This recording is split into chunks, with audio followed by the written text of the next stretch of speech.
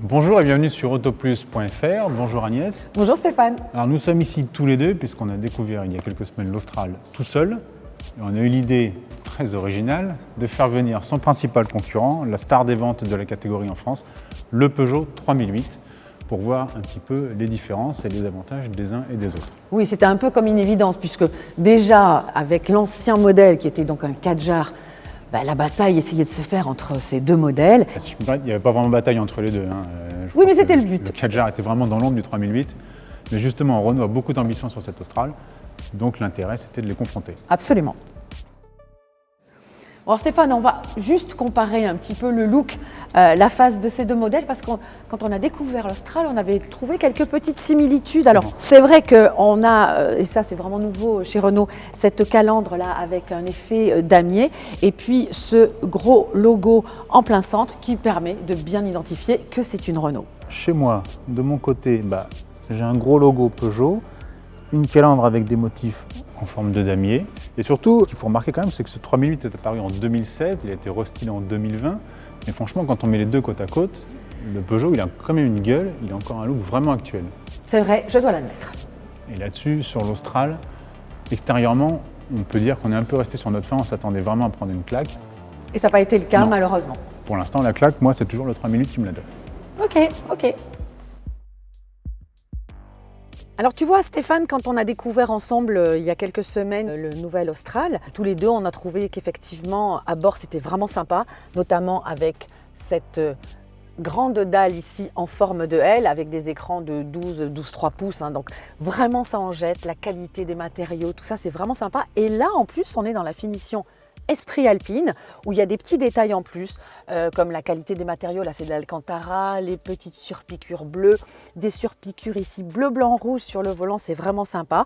Et puis aussi sur les sièges, aussi en Alcantara, et puis ce petit tissu qui fait un peu effet carbone, on a le logo qui a été brodé, et on a aussi des liserés bleus sur la ceinture de sécurité, ce sont plein de petits détails pour rappeler l'esprit sportif de ce nom d'Alpine. Et puis toujours dans les détails, mais là qui est commun à tous les Australes, c'est ce repose-main coulissant que je trouve vraiment très très pratique, très malin. Alors oui Agnès, effectivement, ton Austral, il en jette, ça c'est sûr. Mais franchement, le 3008, qui est quand même sorti en 2016, je le rappelle, même s'il a été restylé en 2020, il est encore moderne. Alors moi aussi j'ai une large console centrale, alors c'est un peu moins bien pensé que chez toi. Moi j'ai moins de rangement, puisque j'ai encore le levier de vitesse, même sur les boîtes automatiques, qui est encore sur la console centrale. Par contre ici j'ai un grand rangement, assez profond, donc ça c'est plutôt bien. Et puis côté écran, on est encore dans le coup, j'ai un grand bloc combiné de 12,3 pouces, comme dans l'Austral. Ici j'ai un écran de 10 pouces, alors c'est un peu moins grand que chez toi. J'ai le fameux petit volant, alors qui ne fera pas l'unanimité, parce qu'effectivement selon la position de conduite, c'est vrai qu'il peut masquer les compteurs. Mais enfin pour le reste, la présentation est toujours dans le coup, la finition reste très correcte, avec notamment ici des parties en tissu que j'aime beaucoup. Franchement le 3008, c'est sûr qu'il en jette moins, mais il a encore son mot à dire.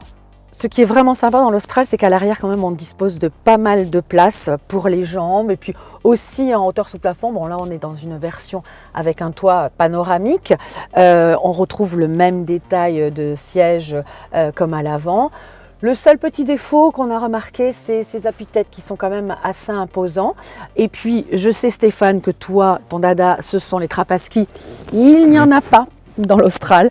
En revanche, moi, j'ai un gros atout que toi tu n'as pas sur le Peugeot 3008, c'est que l'Austral bénéficie d'une banquette coulissante et ça permettra d'optimiser le volume de coffre. Alors c'est sûr, à l'arrière Agnès, effectivement, sans banquette coulissante, le 3008 accuse un peu le coup. On sait que c'est pas le plus spacieux des SUV compacts, ça c'est sûr. Et évidemment, j'ai pas moyen de moduler l'espace. Alors tout n'est pas noir non plus dans le 3008, les assises sont confortables. J'ai un tunnel de servitude qui est beaucoup moins élevé que dans l'Austral. Mais par contre, on retrouve les petits aérateurs, les petites prises USB, la coudoir centrale avec ici, chez Peugeot, et si j'arrive à l'ouvrir, une trappe à ski, ce qui manque dans l'Austral. Et puis encore une fois, comme à l'avant, la finition est toujours dans le coup, les matériaux sont soignés. Puis encore des petits rangements sur les contreportes.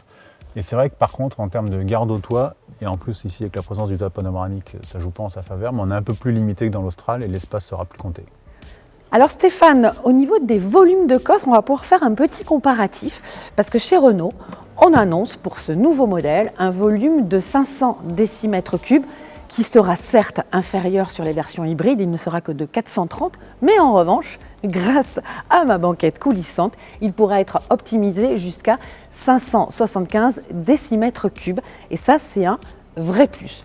Sinon, on dispose de petites manettes pour abattre les dossiers des sièges avant. Et puis, la forme globale est un petit peu plus compliquée à l'arrière, mais franchement, on dispose de pas mal d'espace. Donc comme dans ton Austral Agnès, moi aussi j'ai un haillon à ouverture électrique. J'ai une découpe bien carrée qui facilite le chargement. Bon, en revanche, j'ai avec mes 547 décimètres cubes, c'est un peu moins que chez toi, et puis c'est encore pire sur la version hybride, parce que là je tombe à 408 décimètres cubes. Et puis faute de banquette coulissante, je ne peux pas moduler le volume de chargement. Pour le reste, c'est un peu comme dans ton Austral, j'ai un plancher réglable, avec ici des petits bacs prévus pour loger les câbles de recharge. Et puis enfin, sur les côtés, comme chez toi, des petites tirettes pour abaisser les dossiers de la banquette depuis le coffre en 2 tiers, 1 tiers. Alors Stéphane, là où peut-être l'Austral va affirmer son côté plus moderne, ça va être au niveau des motorisations qui seront proposées, puisqu'il n'y aura plus du tout de diesel sur ce type de modèle. En revanche, on aura de l'hybridation, des moteurs électrifiés, avec de l'hybride de 12 volts qui seront de 140 et 160 chevaux. Il y aura aussi de l'hybride 48 volts avec un tout nouveau bloc, un 3 cylindres 1.2 et qui sera proposé en 130 chevaux. Et ce nouveau bloc, justement, on le retrouvera sur la dernière version qui sera la version hybride classique, hybride simple, et qui sera décliné en 160 et 200 chevaux. Alors je suis d'accord avec toi Agnès, mon 3008 a peut-être des motorisations vieillottes, parce qu'il a encore du diesel en 110 et en 130 chevaux. Il n'y a plus qu'un seul bloc essence en 130 chevaux et sans micro-hybridation. En revanche, chez Peugeot, le 3008 existe avec 2 versions hybrides rechargeables, ce que n'a pas encore l'Austral.